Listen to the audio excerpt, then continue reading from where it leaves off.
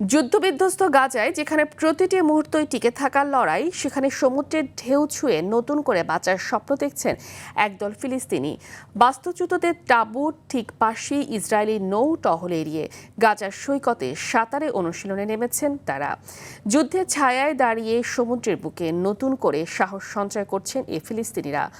বাস্তুচ্যুত তাঁবুর পাশ থেকে শুরু হওয়া এই সাঁতারের গল্প যেন প্রতিদিনের লড়াইয়ের মাঝেও জীবনের প্রতি অদম্য আকাঙ্ক্ষারই প্রতিচ্ছবি।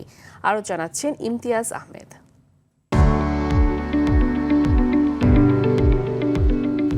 এক পাশে বাস্তুচ্যুত মানুষের সারি সারি তাঁবু, অন্য পাশে উত্তাল ভূমধ্যসাগর।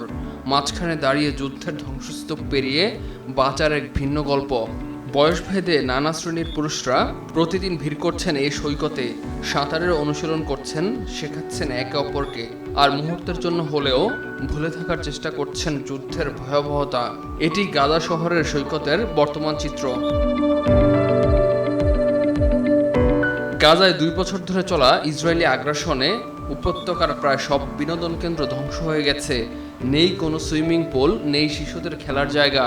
বাধ্য হয়েই খোলা সমুদ্রকে বেছে নিয়েছেন তারা। তবে সাগরে নামার সময় সতর্ক থাকতে হচ্ছে। ইসরায়েলি নৌটহল এড়িয়ে চলাই এখন গাজার বাসিন্দাদের জন্য বড় চ্যালেঞ্জ। ঝুঁকির মধ্যেই সাঁতারের অনুশীলন করছি। এর মধ্যে সবচেয়ে বড় হুমকি ইসরায়েলি টহল নৌযানগুলো, যারা সমুদ্রে সাঁতারু ও জেলেদের তাড়া করে সরিয়ে দেয়। ঝুঁকি অনেক, তবু আমরা চেষ্টা করি এমন এলাকায় একত্র হতে যেখানে যুদ্ধজাহাজগুলো পৌঁছাতে পারে না। অনেকে বলছেন এটি শুধু শরীরচর্চা নয়, মানসিকভাবে টিকে থাকার একমাত্র উপায়।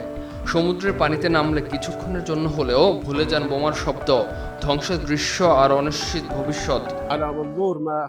আমার অভিজ্ঞতার আলোকে বলতে পারি, সাঁতার একটি অত্যন্ত কার্যকর মানসিক ব্যায়াম।